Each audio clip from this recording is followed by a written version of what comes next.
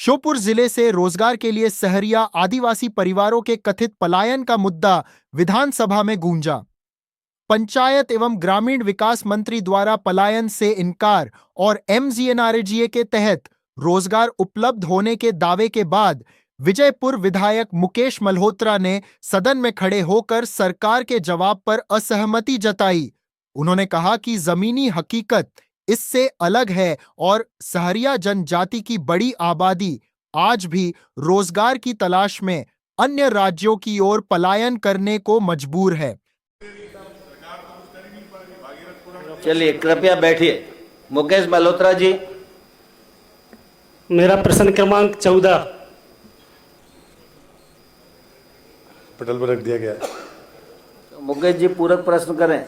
माननीय अध्यक्ष महोदय, मंत्री जी और विभाग ने जो जानकारी दी है वह असत्य है। मैं इस जानकारी से सहमत नहीं हूँ। विभाग और माननीय मंत्री जी ने मेरे प्रश्न के उत्तर में बताया कि श्योपुर जिले में कोई पलायन नहीं हो रहा है, जबकि हकीकत यह है कि श्योपुर जिले में 50% से भी अधिक शहरी आदिवासी भाई बहन राजस्थान, गुजरात, पंजाब, हरियाणा, उत्तर प्रदेश, महाराष्ट्र आदि प्रदेशों में स्थानीय स्तर पर रोजगार नहीं मिलने के कारण पलायन कर गए हैं। आदिवासी अंचलों में पूरे गांव खाली हो गए हैं, घरों में ताले लगे हुए हैं। स्थानीय स्तर पर विभाग व सरकार ग्रामीणों को रोजगार उपलब्ध कराने में पूरी तरह से विफल हो चुकी है।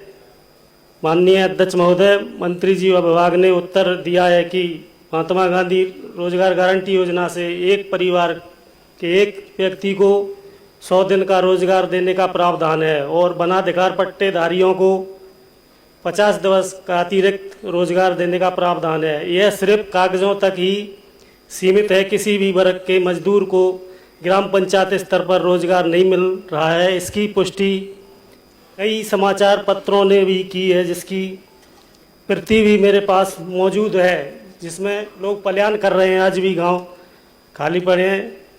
इसलिए अध्यक्ष महोदय, मैं आपके माध्यम से विभाग व सरकार एवं मंत्री जी से मांग करता हूं कि ग्रामीण अंचलों में स्थानीय स्तर पर जी राम जी योजना मनरेगा की दर वर्तमान 261 से बढ़ाकर 561 की जावे और श्योपुर जिले के आदिवासी विकास खंड कराल में कोई बड़ी परियोजना या उद्योग कारखाना या जड़ी बूटी उद्योग स्वीकृत करवाने की कृपा करें, जिससे क्षेत्र का विकास भी होगा और स्थानीय स्तर पर ग्रामीणों को रोजगार मिलेगा। बैठिए मुकेश मंत्री जी। आंकड़े जो हैं वो तो सामने ही रहते हैं और मनरेगा में 2025-26 में इस विधानसभा में कुल जॉब कार्डधारी 49,621, जिसमें जिन परिवारों की संख्या है जिनमें सारे आदिवासी जॉब कार्डधारी हैं वो 20,960 हैं, यानी लगभग आधे। और उसमें श्रमिक जो जनजातीय श्रमिक हैं उनमें 28,154 लोगों ने इस पर काम किया है। वो जो कार्य दिवस सृजित हुए हैं वो 9,16,968। कराहल की माननीय विधायक जी बात कर रहे हैं, मैं उनसे विनम्रतापूर्वक कहूँगा कि सबसे ज़्यादा अगर कहीं मनरेगा का कार्य हुआ है तो कराहल ब्लॉक में ही हुआ है। अगर मैं 2025-26 की बात करता हूँ तो जॉब कार्डधारियों की संख्या कराहल में 26,350 कराहल ब्लॉक में। उसमें जॉब कार्डधारियों की जिनमें रोजगार उपलब्ध हुआ है 11,598 और उसमें भी अनुसूचित जनजाति के जो रोजगार प्राप्त श्रमिक हैं वो 15,735 हैं और जनजाति जो कार्य दिवस है वो कुल मिलाकर 4,89,953, यानी लगभग सबसे ज़्यादा पिछले 3 वर्षों में अगर कहीं जॉब कार्ड का उपयोग हुआ है और जनजातीय क्षेत्र के श्रमिकों को काम मिला है तो वो कराहल ब्लॉक में ही मिला है। अगर वो चाहें तो मैं उनको आंकड़ा उपलब्ध कराने के लिए तैयार हूँ। दूसरा, उन्हें जो प्रश्न पूछा था तो उसमें कि रोजगार का अवसर क्या है, तो सरकार ने वहाँ पर 10,000 हेक्टेयर उद्योग के लिए ज़मीन आरक्षित की है। ये अपने आप में बहुत आश्चर्यजनक है और मुझे लगता है कि जो रोजगार की बात हो रही है जी राम जी में कि हम मनरेगा पर आश्रित रहते हैं, अभी जो नए नियम आए हैं उसमें बड़ा स्पष्ट है कि अगर आपके पास में हुनर है, स्किल है, तो फिर आपको स्थायी रोजगार की तरफ जाना चाहिए। जिनके पास में हुनर नहीं है वो लोग मनरेगा में मजदूरी का काम कर सकते हैं। तो जो रोजगार की चिंता वो जता रहे हैं उस पर बाकायदा जी राम जी में उसमें प्रावधान है। तीसरी बात, क्योंकि उन्हें शहरिया शब्द उपयोग किया है, तो अध्यक्ष जी मैं बड़ी विनम्रता से कहूँगा कि 2023 में भारत सरकार ने जो योजना बनाई उसमें शहरिया, बैगा और भारिया, उनके लिए आवास योजना में मध्य प्रदेश नंबर 1 पर है।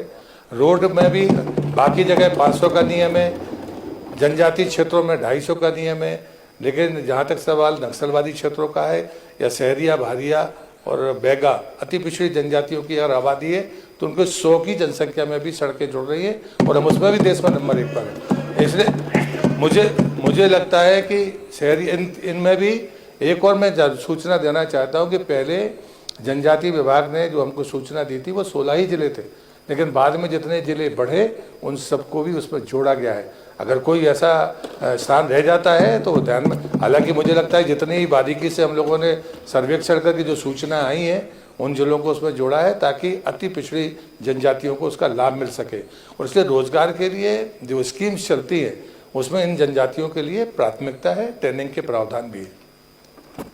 मुकेश जी, दूसरा पूरक प्रश्न। अरे पहले उनका तो हो जाने दो भैया। जो माननीय अध्यक्ष महोदय, जो आंकड़े मंत्री महोदय द्वारा दिए गए हैं वो सिर्फ कागजों तक ही सीमित है। वास्तविक हकीकत देखा जाए तो आज भी वहाँ का सर्वे करा सकते हैं, पूरे गांव पूरी तरह से खाली है, स्थानीय स्तर पर रोजगार नहीं मिल रहा है। माननीय अध्यक्ष महोदय, आप उस क्षेत्र से लगातार सांसद भी रहे हैं, आपको पूरे क्षेत्र की वास्तविक स्थिति से आप अवगत हैं, तो इस पर कोई ऐसी योजना बनाए जिससे लोगों के लिए स्थानीय स्तर पर रोजगार उपलब्ध हो सके। धन्यवाद अध्यक्ष महोदय। माननीय कुछ कहना चाहेंगे मंत्री जी? जनजातीय क्षेत्रों वैसे आपका उत्तर विस्तार से आ गया है। बाकायदा राज्य सरकार की जो स्कीम्स है उसका लाभ लेना शुरू करेंगे तो नहीं, ऐसा नहीं। सिर्फ पंकज जी, सिर्फ पंकज जी अध्यक्ष जी, सिर्फ पंकज उपाध्याय जी से, अध्यक्ष जी, सिर्फ पंकज उपाध्याय जी को मैंने अनुमति दी। हमारे विधायक मुकेश मल्होत्रा जी ने बड़ा गंभीर प्रश्न उठाया।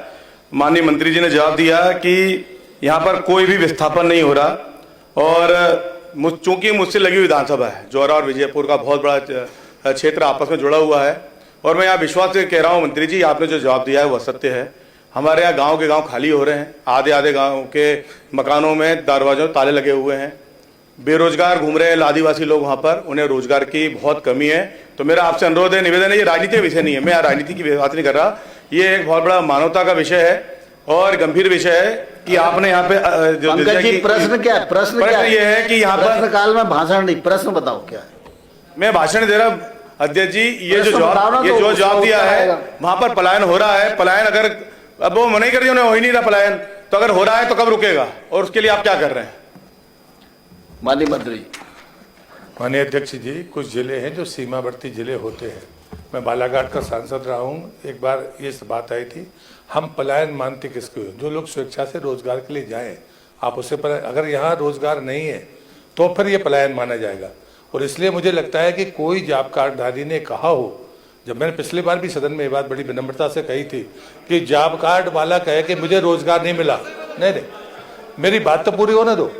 अध्यक्ष जी, मध्य प्रदेश में अगर किसी के पास जॉब कार्ड है और वो कहता है कि मेरे पास जॉब कार्ड है और मुझे काम नहीं मिला, तो मैं बिल्कुल सदन में माफी मांगने के लिए तैयार हूँ। मुझे लगता है कि ऐसे नहीं कह सकते कि आप पलायन हो रहा है।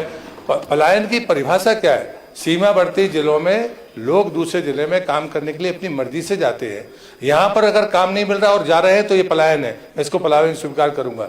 लेकिन मुझे लगता नहीं कि जब कोई जॉब कार्डधारी काम करने के लिए तैयार नहीं है, वो ये कह नहीं रहा कि मुझे काम नहीं मिला, तो मुझे लगता है ऐसे आरोप लगाना, मुझे लगता है ये राजनीतिक भाषा है, सच्चाई इसमें नहीं है। इसको झुटलाने के लिए आंकड़े मैंने इसलिए दिए।